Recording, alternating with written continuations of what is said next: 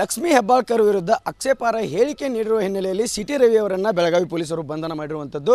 ಸದ್ಯ ನಾನಿವಾಗ ಕೋರ್ಟ್ ಬಳಿ ಇರುವಂಥದ್ದು. ಅಂತಂದ್ರೇನು ವಕೀಲರನ್ನು ನಾನು ಕೇಳುವಂಥ ಪ್ರಯತ್ನ ಮಾಡ್ತಾ ಇದ್ದೀನಿ. ಅಂತಂದರೆ ಮುಂದಿನ ಏನೇನೋ ಪ್ರೊಸೆಸ್ ಇರುತ್ತೆ ಅನ್ನೋದು. ಸರ್, ಇವಾಗ ನಿನ್ನೆ ಅರೆಸ್ಟ್ ಮಾಡಿದರು, ಈಗ ಮುಂದಿನ ಪ್ರೊಸೆಸ್ ಏನೇನು ಇರುತ್ತಂತೆ ಸರ್?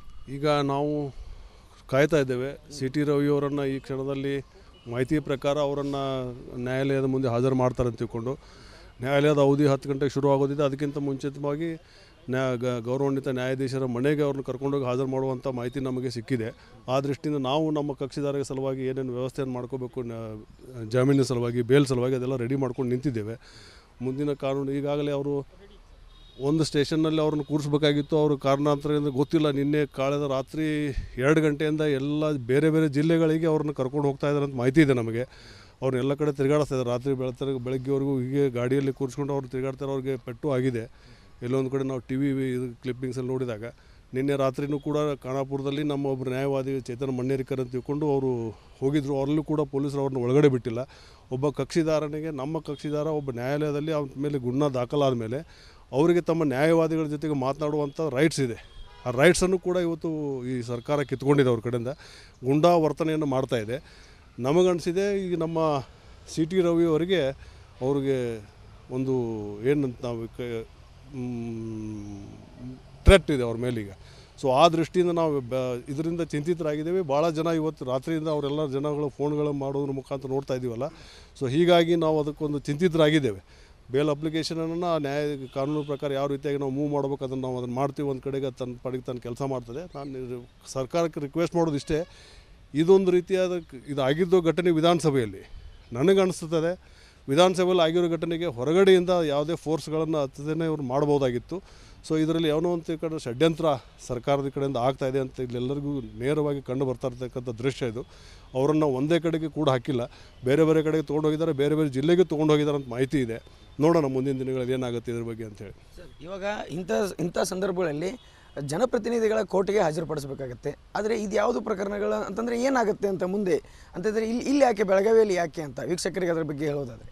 ಇಲ್ಲ, ಈಗ ಅವರನ್ನು ಎಲ್ಲಿ ಅವ್ರಿಗೆ FIR ಅವ್ರ ಮೇಲೆ ಆಗಿರ್ತದೆ, ಆ FIR ಆದಮೇಲೆ ಅಲ್ಲಿ ಸಂಬಂಧಪಟ್ಟ ನ್ಯಾಯಾಲಯಕ್ಕೆ ಹೋಗಿ ಅವರನ್ನು ಪ್ರೊಡ್ಯೂಸ್ ಮಾಡುವಂಥದ್ದೊಂದು ಕಾನೂನಿನ ರೀತಿಯಲ್ಲಿ ಅವ್ರನ್ನ ಅಲ್ಲಿ ಪ್ರೊಡ್ಯೂಸ್ ಮಾಡ್ತಾರೆ. ಅದು ಸಂಬಂಧಪಟ್ಟ ನ್ಯಾಯಾಲಯಕ್ಕೆ ಅದು ಮುಂದೆ ಹೋಗುವುದನ್ನು ಅವರು ಅಲ್ಲಿ ನ್ಯಾಯಾಧೀಶರು ಅದ್ರ ಮೇಲೆ ತೀರ್ಮಾನ ತೆಗೆದುಕೊಳ್ತಾರೆ. ಲಕ್ಷ್ಮೀ ಹೆಬ್ಬಾಳ್ಕರ್ ವಿರುದ್ಧ ಆಕ್ಷೇಪಾರ್ಹ ಹೇಳಿಕೆ ನೀಡಿರುವ ಹಿನ್ನೆಲೆಯಲ್ಲಿ ಸಿಟಿ ರವಿ ಅವರನ್ನು ಬೆಳಗಾವಿ ಪೊಲೀಸರು ಬಂಧನ ಮಾಡಿರುವಂಥದ್ದು. ಸದ್ಯ ನಾನಿವಾಗ ಕೋರ್ಟ್ ಬಳಿ ಇರುವಂಥದ್ದು. ಅಂತಂದ್ರೇನು ವಕೀಲರನ್ನು ನಾನು ಕೇಳುವಂಥ ಪ್ರಯತ್ನ ಮಾಡ್ತಾ ಇದ್ದೀನಿ. ಅಂತಂದರೆ ಮುಂದಿನ ಏನೇನೋ ಪ್ರೊಸೆಸ್ ಇರುತ್ತೆ ಅನ್ನೋದು. ಸರ್, ಇವಾಗ ನಿನ್ನೆ ಅರೆಸ್ಟ್ ಮಾಡಿದರು, ಈಗ ಮುಂದಿನ ಪ್ರೊಸೆಸ್ ಏನೇನು ಇರುತ್ತಂತೆ ಸರ್? ಈಗ ನಾವು ಕಾಯ್ತಾ ಇದ್ದೇವೆ. ಸಿಟಿ ರವಿಯವರನ್ನು ಈ ಕ್ಷಣದಲ್ಲಿ ಮಾಹಿತಿ ಪ್ರಕಾರ ಅವರನ್ನು ನ್ಯಾಯಾಲಯದ ಮುಂದೆ ಹಾಜರು ಮಾಡ್ತಾರೆ ಅಂತ ತಿಳ್ಕೊಂಡು, ನ್ಯಾಯಾಲಯದ ಅವಧಿ 10 ಗಂಟೆಗೆ ಶುರು ಆಗೋದಿದೆ. ಅದಕ್ಕಿಂತ ಮುಂಚಿತವಾಗಿ ಗೌರವಾನ್ವಿತ ನ್ಯಾಯಾಧೀಶರ ಮನೆಗೆ ಅವ್ರನ್ನ ಕರ್ಕೊಂಡೋಗಿ ಹಾಜರು ಮಾಡುವಂಥ ಮಾಹಿತಿ ನಮಗೆ ಸಿಕ್ಕಿದೆ. ಆ ದೃಷ್ಟಿಯಿಂದ ನಾವು ನಮ್ಮ ಕಕ್ಷಿದಾರರ ಸಲುವಾಗಿ ಏನೇನು ವ್ಯವಸ್ಥೆಯನ್ನು ಮಾಡ್ಕೋಬೇಕು, ಜಾಮೀನಿನ ಸಲುವಾಗಿ, ಬೇಲ್ ಸಲುವಾಗಿ ಅದೆಲ್ಲ ರೆಡಿ ಮಾಡ್ಕೊಂಡು ನಿಂತಿದ್ದೇವೆ. ಮುಂದಿನ ಕಾನೂನು ಈಗಾಗಲೇ ಅವರು ಒಂದು ಸ್ಟೇಷನ್ನಲ್ಲಿ ಅವ್ರನ್ನ ಕೂರಿಸ್ಬೇಕಾಗಿತ್ತು. ಅವರು ಕಾರಣಾಂತರದಿಂದ ಗೊತ್ತಿಲ್ಲ, ನಿನ್ನೆ ಕಳೆದ ರಾತ್ರಿ 2 ಗಂಟೆಯಿಂದ ಎಲ್ಲ ಬೇರೆ ಬೇರೆ ಜಿಲ್ಲೆಗಳಿಗೆ ಅವ್ರನ್ನ ಕರ್ಕೊಂಡು ಹೋಗ್ತಾ ಇದ್ದಾರೆ ಅಂತ ಮಾಹಿತಿ ಇದೆ ನಮಗೆ. ಅವ್ರನ್ನೆಲ್ಲ ಕಡೆ ತಿರುಗಾಡಿಸ್ತಾ ಇದ್ದಾರೆ. ರಾತ್ರಿ ಬೆಳಗ್ಗೆವರೆಗೂ ಹೀಗೆ ಗಾಡಿಯಲ್ಲಿ ಕೂರಿಸ್ಕೊಂಡು ಅವ್ರು ತಿರುಗಾಡ್ತಾರೆ. ಅವ್ರಿಗೆ ಪೆಟ್ಟು ಆಗಿದೆ. ಎಲ್ಲೊಂದು ಕಡೆ ನಾವು TV ಕ್ಲಿಪ್ಪಿಂಗ್ಸಲ್ಲಿ ನೋಡಿದಾಗ ನಿನ್ನೆ ರಾತ್ರಿನೂ ಕೂಡ ಖಾನಾಪುರದಲ್ಲಿ ನಮ್ಮ ಒಬ್ಬರು ನ್ಯಾಯವಾದಿ ಚೇತನ್ ಮಣ್ಣೇರಿಕರ್ ಅಂತ ತಿಳ್ಕೊಂಡು ಅವರು ಹೋಗಿದ್ದರು. ಅವರಲ್ಲೂ ಕೂಡ ಪೊಲೀಸರು ಅವ್ರನ್ನ ಒಳಗಡೆ ಬಿಟ್ಟಿಲ್ಲ. ಒಬ್ಬ ಕಕ್ಷಿದಾರನಿಗೆ, ನಮ್ಮ ಕಕ್ಷಿದಾರ ಒಬ್ಬ ನ್ಯಾಯಾಲಯದಲ್ಲಿ ಅವನ ಮೇಲೆ ಗುಣ ದಾಖಲಾದ ಮೇಲೆ ಅವರಿಗೆ ತಮ್ಮ ನ್ಯಾಯವಾದಿಗಳ ಜೊತೆಗೆ ಮಾತನಾಡುವಂಥ ರೈಟ್ಸ್ ಇದೆ. ಆ ರೈಟ್ಸನ್ನು ಕೂಡ ಇವತ್ತು ಈ ಸರ್ಕಾರ ಕಿತ್ಕೊಂಡಿದೆ. ಅವ್ರ ಕಡೆಯಿಂದ ಗುಂಡಾ ವರ್ತನೆಯನ್ನು ಮಾಡ್ತಾಯಿದೆ. ನಮಗನಿಸಿದೆ ಈಗ ನಮ್ಮ ಸಿಟಿ ರವಿ ಅವರಿಗೆ ಅವ್ರಿಗೆ ಒಂದು ಏನಂತ ನಾವು ಥ್ರೆಟ್ ಇದೆ ಅವ್ರ ಮೇಲೀಗ. ಸೊ ಆ ದೃಷ್ಟಿಯಿಂದ ನಾವು ಇದರಿಂದ ಚಿಂತಿತರಾಗಿದ್ದೇವೆ. ಭಾಳ ಜನ ಇವತ್ತು ರಾತ್ರಿಯಿಂದ ಅವರೆಲ್ಲ ಜನಗಳು ಫೋನ್ಗಳು ಮಾಡೋದ್ರ ಮುಖಾಂತರ ನೋಡ್ತಾ ಇದ್ದೀವಲ್ಲ. ಸೊ ಹೀಗಾಗಿ ನಾವು ಅದಕ್ಕೊಂದು ಚಿಂತಿತರಾಗಿದ್ದೇವೆ.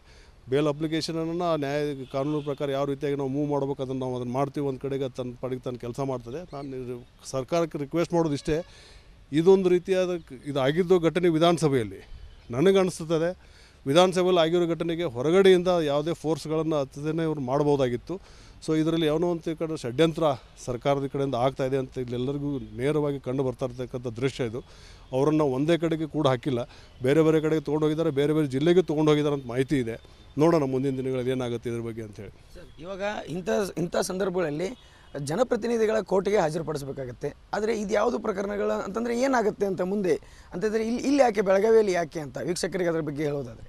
ಇಲ್ಲ, ಈಗ ಅವರನ್ನು ಎಲ್ಲಿ ಅವ್ರಿಗೆ FIR ಅವ್ರ ಮೇಲೆ ಆಗಿರ್ತದೆ, ಆ FIR ಆದಮೇಲೆ ಅಲ್ಲಿ ಸಂಬಂಧಪಟ್ಟ ನ್ಯಾಯಾಲಯಕ್ಕೆ ಹೋಗಿ ಅವರನ್ನು ಪ್ರೊಡ್ಯೂಸ್ ಮಾಡುವಂಥದ್ದೊಂದು ಕಾನೂನು ರೀತಿಯಲ್ಲಿ ಅವ್ರನ್ನ ಅಲ್ಲಿ ಪ್ರೊಡ್ಯೂಸ್ ಮಾಡ್ತಾರೆ. ಅದು ಸಂಬಂಧಪಟ್ಟ ನ್ಯಾಯಾಲಯಕ್ಕೆ ಅದು ಮುಂದೆ ಹೋಗುವುದನ್ನು ಅವರು ಅಲ್ಲಿ ನ್ಯಾಯಾಧೀಶರು ಅದ್ರ ಮೇಲೆ ತೀರ್ಮಾನ ತೆಗೆದುಕೊಳ್ತಾರೆ. ಲಕ್ಷ್ಮೀ ಹೆಬ್ಬಾಳ್ಕರ್ ವಿರುದ್ಧ ಆಕ್ಷೇಪಾರ್ಹ ಹೇಳಿಕೆ ನೀಡಿರುವ ಹಿನ್ನೆಲೆಯಲ್ಲಿ ಸಿಟಿ ರವಿ ಅವರನ್ನು ಬೆಳಗಾವಿ ಪೊಲೀಸರು ಬಂಧನ ಮಾಡಿರುವಂಥದ್ದು. ಸದ್ಯ ನಾನಿವಾಗ ಕೋರ್ಟ್ ಬಳಿ ಇರುವಂಥದ್ದು. ಅಂತಂದ್ರೇನು ವಕೀಲರನ್ನು ನಾನು ಕೇಳುವಂಥ ಪ್ರಯತ್ನ ಮಾಡ್ತಾಯಿದ್ದೀನಿ. ಅಂತಂದರೆ ಮುಂದಿನ ಏನೇನೋ ಪ್ರೊಸೆಸ್ ಇರುತ್ತೆ ಅನ್ನೋದು. ಸರ್, ಇವಾಗ ನಿನ್ನೆ ಅರೆಸ್ಟ್ ಮಾಡಿದರು, ಈಗ ಮುಂದಿನ ಪ್ರೊಸೆಸ್ ಏನೇನು ಇರುತ್ತಂತೆ ಸರ್?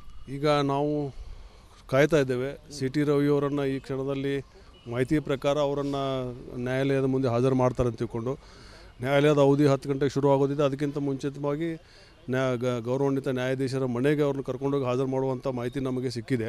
ಆ ದೃಷ್ಟಿಯಿಂದ ನಾವು ನಮ್ಮ ಕಕ್ಷಿದಾರರ ಸಲುವಾಗಿ ಏನೇನು ವ್ಯವಸ್ಥೆಯನ್ನು ಮಾಡ್ಕೋಬೇಕು, ಜಾಮೀನಿನ ಸಲುವಾಗಿ, ಬೇಲ್ ಸಲುವಾಗಿ ಅದೆಲ್ಲ ರೆಡಿ ಮಾಡ್ಕೊಂಡು ನಿಂತಿದ್ದೇವೆ. ಮುಂದಿನ ಕಾನೂನು ಈಗಾಗಲೇ ಅವರು ಒಂದು ಸ್ಟೇಷನ್ನಲ್ಲಿ ಅವ್ರನ್ನ ಕೂರಿಸ್ಬೇಕಾಗಿತ್ತು. ಅವರು ಕಾರಣಾಂತರದಿಂದ ಗೊತ್ತಿಲ್ಲ, ನಿನ್ನೆ ಕಳೆದ ರಾತ್ರಿ 2 ಗಂಟೆಯಿಂದ ಎಲ್ಲ ಬೇರೆ ಬೇರೆ ಜಿಲ್ಲೆಗಳಿಗೆ ಅವ್ರನ್ನ ಕರ್ಕೊಂಡು ಹೋಗ್ತಾ ಇದ್ದಾರೆ ಅಂತ ಮಾಹಿತಿ ಇದೆ ನಮಗೆ. ಅವ್ರನ್ನೆಲ್ಲ ಕಡೆ ತಿರುಗಾಡಿಸ್ತಾ ಇದ್ದಾರೆ. ರಾತ್ರಿ ಬೆಳಗ್ಗೆವರೆಗೂ ಹೀಗೆ ಗಾಡಿಯಲ್ಲಿ ಕೂರಿಸ್ಕೊಂಡು ಅವ್ರು ತಿರುಗಾಡ್ತಾರೆ. ಅವ್ರಿಗೆ ಪೆಟ್ಟು ಆಗಿದೆ. ಎಲ್ಲೊಂದು ಕಡೆ ನಾವು TV ಕ್ಲಿಪ್ಪಿಂಗ್ಸಲ್ಲಿ ನೋಡಿದಾಗ ನಿನ್ನೆ ರಾತ್ರಿನೂ ಕೂಡ ಖಾನಾಪುರದಲ್ಲಿ ನಮ್ಮ ಒಬ್ಬರು ನ್ಯಾಯವಾದಿ ಚೇತನ್ ಮಣ್ಣೇರಿಕರ್ ಅಂತ ತಿಳ್ಕೊಂಡು ಅವರು ಹೋಗಿದ್ದರು. ಅವರಲ್ಲೂ ಕೂಡ ಪೊಲೀಸರು ಅವ್ರನ್ನ ಒಳಗಡೆ ಬಿಟ್ಟಿಲ್ಲ. ಒಬ್ಬ ಕಕ್ಷಿದಾರನಿಗೆ, ನಮ್ಮ ಕಕ್ಷಿದಾರ ಒಬ್ಬ ನ್ಯಾಯಾಲಯದಲ್ಲಿ ಅವನ ಮೇಲೆ ಗುಣ ದಾಖಲಾದ ಮೇಲೆ ಅವರಿಗೆ ತಮ್ಮ ನ್ಯಾಯವಾದಿಗಳ ಜೊತೆಗೆ ಮಾತನಾಡುವಂಥ ರೈಟ್ಸ್ ಇದೆ. ಆ ರೈಟ್ಸನ್ನು ಕೂಡ ಇವತ್ತು ಈ ಸರ್ಕಾರ ಕಿತ್ಕೊಂಡಿದೆ. ಅವ್ರ ಕಡೆಯಿಂದ ಗುಂಡಾ ವರ್ತನೆಯನ್ನು ಮಾಡ್ತಾಯಿದೆ. ನಮಗನಿಸಿದೆ ಈಗ ನಮ್ಮ ಸಿಟಿ ರವಿ ಅವರಿಗೆ ಅವ್ರಿಗೆ ಒಂದು ಏನಂತ ನಾವು ಥ್ರೆಟ್ ಇದೆ ಅವ್ರ ಮೇಲೀಗ.